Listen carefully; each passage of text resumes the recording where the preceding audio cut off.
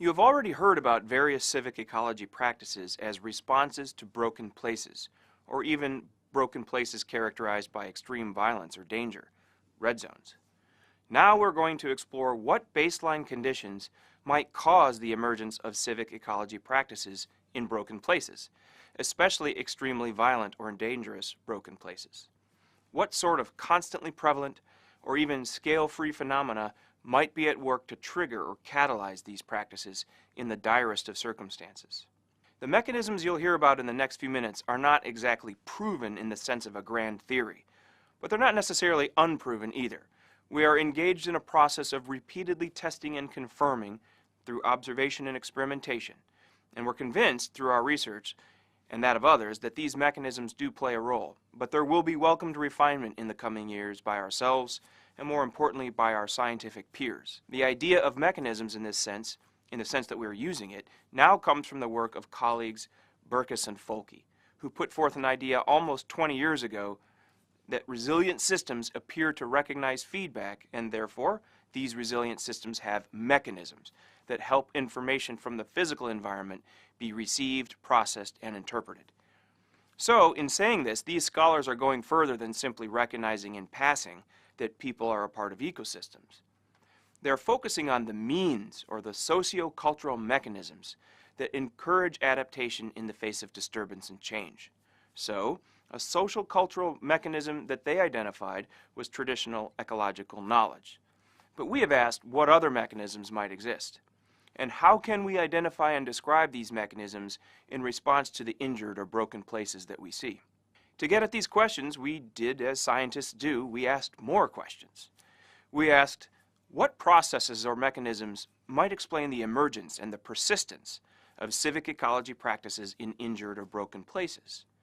And we asked, why do people turn to nature and green spaces as sources, sites, and systems of resilience? What we came up with after asking these questions was a list of at least 5 mechanisms that could be found at work. These mechanisms overlap somewhat, but they're distinct enough to identify in our studies. They are urgent biophilia, restorative topophilia, ritualized recovery symbols, memorialization, and discourses of defiance. So now briefly I'll explain each of those. The first one, perhaps the foundational mechanism, is urgent biophilia, the affinity we humans have for the rest of nature, the process of remembering that attraction, and the urge to express it through creation of restorative environments, and then the consequent benefit we receive from acting upon the urge. Creating restorative environments may also restore or increase ecological function, and may confer system resilience across multiple scales. So, when we're faced with violence as presented by injured or broken places, and we seek to engage with nature to summon and demonstrate resilience in the face of this crisis, we are demonstrating an urgent biophilia, an urge to affiliate with other life. And we'll discuss this in greater detail in a different lecture. The second mechanism, the restorative topophilia mechanism, is the yin to the yang, if you will, of urgent biophilia. Here we're drawing upon Tuan, this is a scientist, his notion of topophilia, literally love of place. And the emphasis is on a social actor's attachment to place and the symbolic meanings that underlie this attachment. So in contrast to urgent biophilia, restorative topophilia is thought of and acted out as more experiential and constructed by how we are socialized or enculturated rather than innate and coming from our biological origins. What my colleague Rich Stedman finds is that topophilia serves as a powerful base for individual and collective actions that repair valued attributes of place. So civic ecology practices in injured or broken places are based not only on attachment, people fight for the places they care about, but it's also based on meanings, which define the kinds of places people are fighting for. And we'll discuss this in greater detail in a different lecture as well.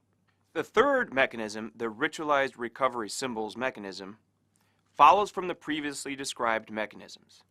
We can think of rituals as storehouses of meaningful symbols.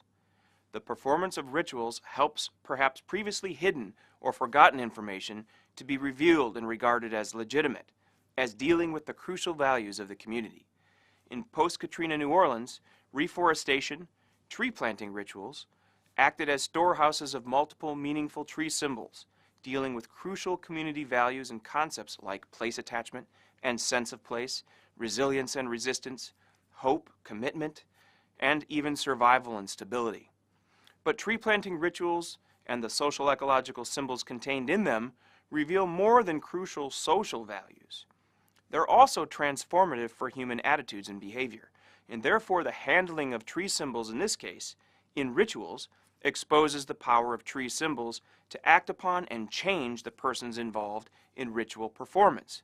So while some New Orleans residents may have been attracted to tree symbols and rituals as a result of the operation of urgent biophilia or restorative topophilia, research in New Orleans suggests that participation in tree planting rituals appeared to change the people involved so that they experienced renewed hope, renewed optimism, and a sense of commitment to their neighborhood and to their city, their injured or broken places. The fourth mechanism, the memorialization mechanism, begins right after a crisis when spontaneous and collective memorialization of lost family members or community members through gardening, through tree planting, or other civic ecology practices happens. Then, a community of practice emerges to act upon and apply these memories to social learning about greening practices. This, in turn, may lead to new kinds of learning, including about collective efficacy and ecosystem services production, through these feedbacks between remembering, learning, and enhancing individual, social, and environmental well-being. And finally, the fifth mechanism, the Discourses of Defiance mechanism, is focused specifically on the importance of the use of memorialization, symbols and rituals, restorative topophilia, and urgent biophilia to resist or reshape the conversation about the injured or broken place where one resides, and the people living there. This mechanism was first explored in research conducted in New Orleans, as residents resisted initial reports by the news media essentially writing off New Orleans as a failed or worse, feral city. Residents used many of the mechanisms above to reframe the discourse to reflect a more hopeful, more optimistic, recovery and rebirth-oriented conversation. We have since learned of or observed ourselves many examples of this mechanism. It is likely that we and our many students and colleagues will identify additional mechanisms, or perhaps subspecies of them. For example, one colleague of ours is thinking about a kind of philia, a kind of love, a love for play or recreation in nature that manifests itself with a fierce urgency in the wake of a violent disturbance. Bryce observed this among surfers off of Long Island after Hurricane Sandy. The play, the surfing, was a way to deal with grief and sorrow and loss. But also, it was a way to commune with nature, with the earth and its oceans, for its restorative qualities. Perhaps this brought balance. What kind of mechanisms, what kind of social cultural forces that encourage adaptation have you seen at work that initiated civic ecology practices after a violent shock or surprise?